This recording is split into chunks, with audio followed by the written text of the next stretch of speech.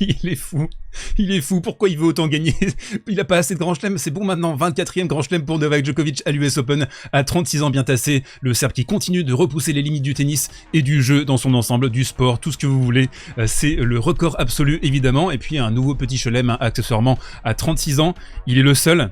Il est unique, il est peut-être d'ailleurs désespérément seul, on va en parler bien sûr dans cette vidéo. En tout cas là c'est une certitude, hein, c'est le meilleur joueur de notre siècle. Vidéo du coup, bilan de l'US Open 2023, vous connaissez la chanson, on va parler du tournoi dans son ensemble pour commencer, donner une note à cette US Open, ensuite on va détailler en profondeur la performance de Daniil Medvedev et de Novak Djokovic. On aura dans un deuxième temps un point tactique exceptionnel sur la finale, je vais tout vous expliquer dans cette partie très intéressante, hein, surtout dans le deuxième set, et puis on se terminera par une conclusion maison. Cette vidéo, les bébous des îles, est sponsorisée par les Winamax de Winamax qui m'accompagnent lors des temps forts de cette fin de saison 2023. Je les en remercie, je les remercie de leur confiance qu'ils accordent à la chaîne.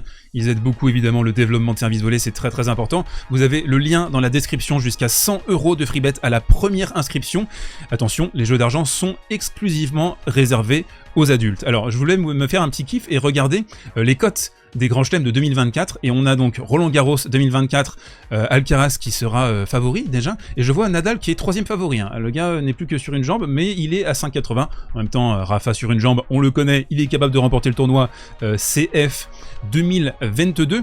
Par contre il y a une super cote, hein. Open d'Australie 2,25 sur Novak, franchement j'ai envie de dire easy money. Cette semaine c'est aussi le retour de la coupe Davis, DE accent aigu VI2SE, et donc la Serbie sera favorite avec Novak Djokovic dans les rangs de son pays, le mec ne s'arrête jamais. Allez, on perd pas plus de temps, on attaque avec le premier point de cette vidéo et mon bilan de l'US Open, du tournoi dans son ensemble, et vu que c'était le dernier grand chelem de la saison également, on va pouvoir étirer ça sur la saison 2023 et les grands chelems, et on peut le dire, ça a été globalement une saison décevante, je trouve, très peu de matchs frissons au-delà des premiers tours.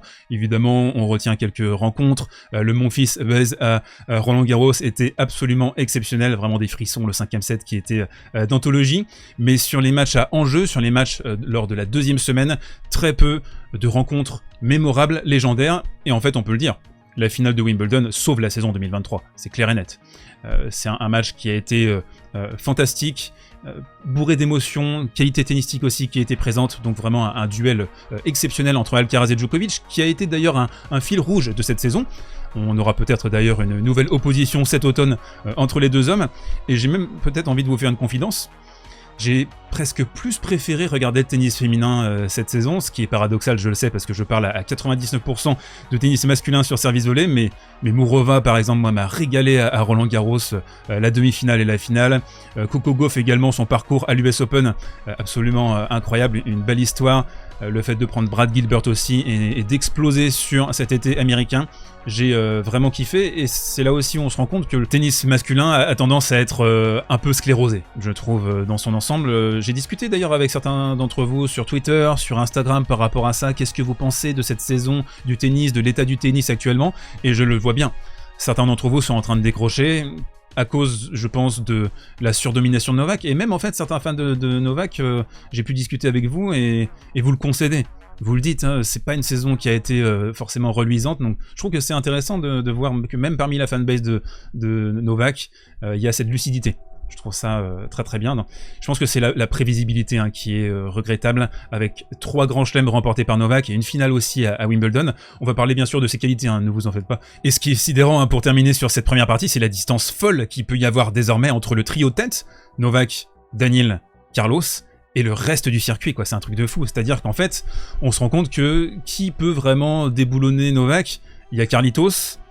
Daniil a essayé hier, mais ça a coincé, et sinon, il y a un monde, il y a vraiment un monde énorme, il y a une galaxie entre le reste du circuit, donc ça c'est évidemment inquiétant quand on arrive sur les quarts de finale, les demi-finales et la finale, avec des résultats qui sont quand même assez prévisibles. On enchaîne avec l'analyse des joueurs en détail, et on va commencer par Daniil Medvedev. Vous le savez, sur la chaîne, on a pu être un petit peu critique parfois, sévère à l'endroit de Medvedev. Je pense que vous notez également que je suis plus critique vis-à-vis des joueurs que j'apprécie. Et j'apprécie Daniil, j'apprécie l'homme. Et là, maintenant, on va donner de l'amour. Je vous propose de donner de l'amour à Daniil. Je pense que là, en demi-finale, contre Carlos Alcaraz, il a rappelé qui il était. Il a fait un match de champion, parce que Daniil Medvedev est un champion. C'est, je dirais même peut-être le seul champion de la nouvelle génération, de la next gen, qui est constitué des Tsitsipas, des Zverev, etc. Zverev a ce potentiel, je pense, de champion, mais qui est annihilé par un mental beaucoup trop friable. Mais Daniil, il a ce feu intérieur, il a cette conviction, il a cette puissance. Alors ça peut se retourner contre lui parce qu'il a une croyance surnaturelle en certains schémas tactiques, notamment la position reculée, on va en parler d'ici quelques instants. Mais il a aussi surtout, et ça Gilles Cerbera en a parlé dans l'équipe la semaine dernière, il a cette extra vitesse. L'extra vitesse, c'est cette capacité à débloquer un dernier niveau de compétence, de qualité tennistique, dans les moments importants, dans les moments chauds, dans les momentum les plus cruciaux d'une partie. Ça, Novak, il le fait à merveille. Et je trouve que Daniil a un petit peu de ça. Il y a d'ailleurs une filiation très nette entre Daniil et Novak. Je pense que Medvedev, c'est un mélange entre Gilles Simon et Novak Djokovic. Et vraiment, bah, voilà, c'est le magnifique duo aussi avec Gilles Cerbera qu'ils forment tous les deux avec un match au niveau de la personnalité. Gilles Cerbera, c'est le chef d'orchestre de toute la team autour de Daniil Medvedev. C'est lui qui met en place les différents éléments, la nutrition, le mental, etc. Donc je trouve que c'est une manière de faire et de penser le tennis très intellectuelle. Place à Novak, désormais. Novak Djokovic. Alors que dire? Niveau absolument fantastique en finale, j'ai trouvé abasourdi parce qu'il a sorti du début à la fin, à part le débreak dans la troisième manche qui est en fait une péripétie dans cette rencontre, tous les coups sont justes, la longueur de balle, c'est la perfection incarnée ce gars-là. Voilà, c'est la perfection tennistique. Quand tu l'observes, quand tu vois ce qu'il met en place, toujours à s'adapter, toujours à trouver des solutions, toujours à trouver la réponse aux problèmes posés par son adversaire, je trouve que c'est absolument ahurissant, quoi. Vraiment, on peut évidemment préférer d'autres styles, on peut aimer le tennis champagne, explosif, peut-être un peu plus musculeux que celui de Novak. Chacun a son ressenti évidemment par rapport à tout ça, mais on peut pas... Enfin, c'est indéniable, quoi. Le mec, c'est un fou. C'est un fou, il est trop fort. Il est vraiment, vraiment trop fort. Il y a aussi ce côté pas rassasié à 36 ans. Et c'est là aussi où tu te dis, mais il va jouer combien de temps? Alors, lui, il pense à Los Angeles, 2028, les Jeux Olympiques. C'est ce qu'a dit Goran Ivanisevic hier. Moi, je pense qu'il peut jouer aisément jusqu'à 40 ans et plus. Hein. Il y a pas de souci là-dessus. Et lui, il a expliqué aussi, je vais continuer à jouer jusqu'à ce que les petits jeunes me bodent les fesses.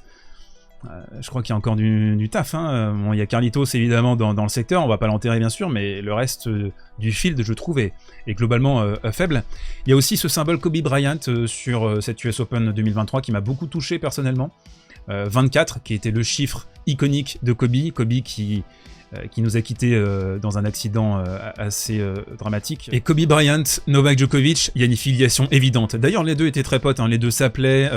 Novak a beaucoup communiqué avec Kobe Bryant en 2016, 2017, 2018, quand il était un peu en perdition et en recherche spirituelle avec sa blessure également au coude, qui lui a posé beaucoup de soucis en 2017 et début 2018. Et donc chez Novak, on a toujours cette idée de transcendance qui est très importante et aussi l'idée de vengeance. Là, il y avait un fond de vengeance, comme il y a pu avoir ce fond à l'Open Australie. Il revient à l'Open Australie, il le remporte. Il revient à l'US Open, il le remporte. Lui a parlé de soulagement. C'est la manière dont il abordait les choses, parce que je pense qu'il se met tellement de pression au niveau mental, tellement d'exigence envers lui, envers son clan, envers sa famille également, qui ont concédé que c'était très difficile de vivre avec Novak, qui est d'une exigence folle, paranormale. Un vrai champion dans la plus pure acceptation du terme. Un gars qui se renouvelle, qui se construit à partir de ses expériences passées, qui observe également beaucoup ce qui se passe autour de lui dans l'écosystème tennistique. Il n'y a rien qui lui échappe. La reprise évidemment de la célébration de Bell Shelton qui a marqué le tournoi, ça c'est clair, mais je pense aussi sa manière de réagir par rapport aux événements passés. Il a expliqué, en gros, il a dit à sa famille, ne me parlez pas de ce qui s'est passé à l'US Open en 2021, on essaye de rester sur du positif, et il l'a parfaitement réalisé. On devra quand même, je pense d'une manière objective, mettre un léger bémol sur ce tournoi avec une concurrence et un tableau faible, disons-le. Il avait un match à jouer, un match à remporter, c'était la finale, c'était soit contre Alcaraz, soit contre Daniil Medvedev. Mais quand on observe sa performance en finale, il a prouvé qu'il était le meilleur encore, et de loin. Donc je pense que c'est le meilleur joueur du tableau qui a remporté le tournoi.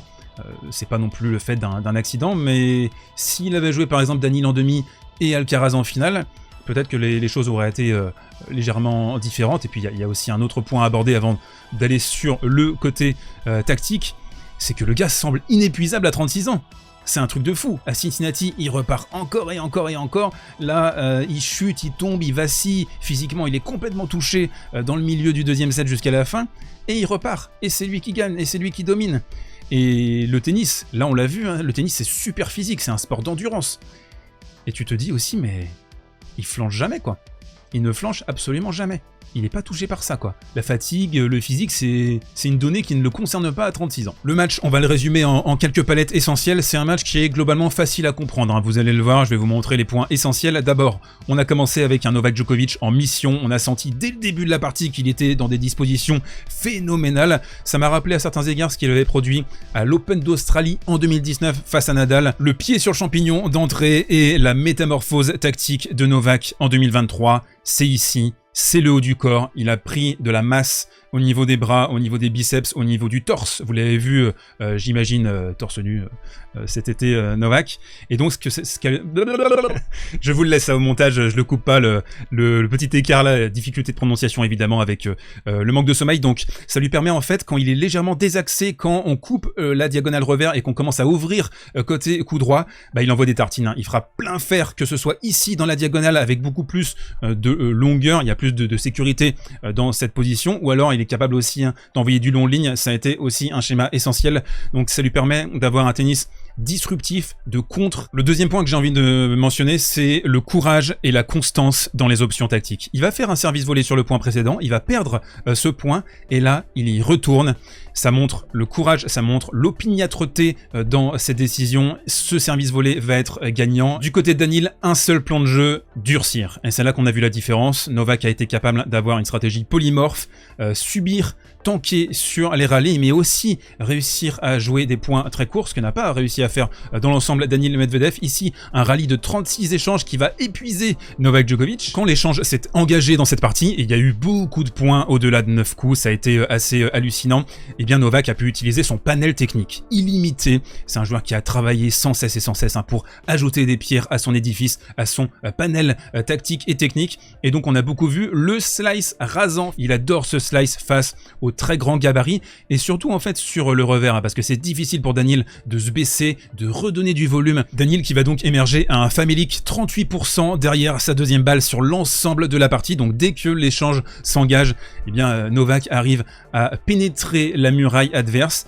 Et puis on a ici eh bien, le tournant, le premier tournant de la rencontre, parce que avant ça, avant 6-3, 3 partout, le match était un tout petit peu rompiche, parce qu'il y avait tellement d'écart en fait entre les deux hommes avec un Novak délirant de facilité et d'options tactiques. Mais Medvedev va réussir un truc à partir de ce 7e jeu hallucinant dans la deuxième manche, c'est qu'il va apporter de la physicalité. Vraiment, il va faire beaucoup travailler Novak sur le physique, sur les rallyes, sur les essuie-glaces. Novak touché, mais Novak pas coulé. Vous avez vu la stat déjà, 37 sur 44 au filet. Djokovic a pris le filet d'assaut pour survivre et c'est là le génie de Novak. C'est là qu'il a remporté la partie. C'est comme ça qu'il a survécu à cette tempête et je pense que ça doit être une inspiration, ça doit être un modèle pour les autres joueurs, pour les jeunes joueurs. C'est quand tu es en difficulté, qu'est-ce que tu mets concrètement en place pour te sauver de cette situation tout simplement. Et là, on va avoir un service demi-volé les amis, absolument exceptionnel sur balle de break et Medvedev clairement il le tient dans le viseur, Novak. C'est lui qui doit remporter ce deuxième set. Djokovic en apnée pure, hein, qui tente des amortis, des services volés, qui essaye vraiment de mettre beaucoup de composantes offensives dans son jeu. Et là, on arrive au tournant du match. Très clairement, Daniil qui est dans cette position, qui vient de renvoyer le service de Novak Djokovic, et il se trompe. On est là devant notre télé et on se dit non, c'est pas possible, Daniil, c'est droit devant, évidemment. T'as tellement de pression, il y a tellement d'énergie, d'influx, il faut prendre toujours les bonnes décisions. Mais Novak, il a anticipé. Il aspire la balle. C'est un aspirateur de cervelle et de balle, Novak. Il a cette faculté vraiment de savoir où l'adversaire va jouer. Parce qu'il y a l'expérience, parce qu'il y a cette prescience. On a donc parlé du schéma service volé, mais plus précisément, c'était à égalité que ça s'est passé. Service volé slicé extérieur. Et ce que je voulais vraiment vous pointer ici, c'est que la zone, elle est pas là. C'est pas ici que les zones de Novak sont touchées. C'est ici. On a une précision diabolique sur ce service. Qu'est-ce que ça lui a servi, quoi. C'est comme ça qu'il a vraiment réussi à se sauver. On arrive dans le tie-break du deuxième set et il est tout simplement mutanesque. Les deux hommes qui se rendent coup pour coup, amorti contre amorti de la part de Daniil. Novak qui va être un peu court ici, qui va renvoyer la balle dans le couloir. Ce 9e point du tie-break, il est absolument phénoménal. Là, le niveau de jeu, il est colossal, hein, entre 3 partout et la fin du tie-break. Novak, comme à son habitude, qui va s'imposer dans ce jeu décisif, grâce à quoi ? Au service volé, on en a parlé, mais aussi sa longueur de balle. C'est une longueur qui va décontenancer Daniil. Ici, il était dans une position offensive, il va devoir reculer et il va réaliser la faute. On a eu aussi une insistance voulu, je pense, au niveau de la diagonale, alors parfois de la cadence, parfois des slices. La note de Novak sur ce match, alors on va dire 9 sur 10, parce qu'il y a eu un petit relâchement habituel de son côté. Donc on a le break dans la 3e manche, il va faire 3 grosses fautes directes ici notamment, et une double faute. Novak qui va repartir au combat et parachever son œuvre avec une séquence particulièrement vertueuse. 3 slices consécutifs dans cette position, donc on travaille la diagonale, et puis on avance de 10 cm, on coupe la trajectoire, on va chercher un angle court croisé, donc en fait on ouvre le cours ici dans cette position. Daniil qui va renvoyer modestement et on s'engage long de ligne. Le long de ligne a été fabuleux de la part de Novak, très très bien maîtrisé, que ce soit en revers ou en coup droit. C'est l'heure du mot de la fin. Si vous avez aimé cette vidéo, bien sûr, n'hésitez pas à la pousser, à la partager autour de vous, à vous abonner, à commenter, c'est super super important. Et le mot de la fin, vous le savez, c'est toujours un peu les émotions parce qu'on termine un grand chelem et il y a beaucoup de fatigue, d'influx. Voilà, c'est des nuits qui ont été très courtes. L'US Open, en fait, faut le dire clairement, c'est le tournoi le plus difficile à couvrir dans la saison. Donc je voulais vraiment vous remercier, toutes et tous, de regarder mes vidéos. Il y a une progression exponentielle du côté de Service Volé, du projet dans lequel je me livre maintenant à 100% depuis plus de 4 ans. Et voilà, les résultats commencent à arriver, donc c'est beau, quoi. C'est particulièrement touchant. La chaîne, elle continue de grandir. Et bah c'est grâce à vous, quoi. C'est clairement grâce à vous. Évidemment, il y a le travail qui est fourni, il y a l'abnégation, il y a les sacrifices, mais c'est grâce à vous, c'est grâce à ce qu'on est en train de construire. Et puis, vous le savez, j'ai ouvert mon Insta il y a pas longtemps, il y a 2 semaines, et j'ai eu plein d'interactions très sympas avec vous. Je sais que certaines vidéos vous font marrer, vous font du bien, vous permettent d'oublier parfois des journées pas ouf de votre côté, ou juste bah, c'est un bon moment pour manger, pour kiffer, etc. Donc je suis très touché, en fait, très content de ça, d'avoir intégré le quotidien de certains d'entre vous et tout simplement de pousser le tennis et son exposition en France. Et même, je sais qu'il y a des étrangers qui regardent aussi avec les sous-titres. J'ai eu la stat là dans le dashboard, c'est marrant, il y a des personnes qui comprennent pas le français et qui regardent les vidéos. Comme quoi, voilà, c'est assez marrant. Et puis je pense que globalement, dans l'immense majorité, je le vois dans les commentaires, vous avez compris l'esprit de la chaîne. Vous savez où je veux en venir, vous comprenez l'ironie parfois, le côté sarcastique, mais aussi un peu exagéré parfois sur mes critiques, parce que c'est la passion aussi qui parle, c'est le... Voilà, il y a la fatigue et j'ai pas vraiment de filtre et de préparation, quoi. Je dis ce que j'ai sur le cœur sans trop me préparer, donc parfois il y a des mini-excès, mais je pense que globalement, je tiens ma langue plus ou moins. Donc voilà, j'ai essayé de vous donner la meilleure qualité d'analyse possible sur cette vidéo. Comme toujours, j'essaie d'avoir un certain degré d'exigence. Bon, je sais pas trop ce que ça va donner là, parce que je suis plus du tout lucide, je vous avoue. Allez, je vais aller me reposer. C'était l'US Open 2023 sur Service Volé.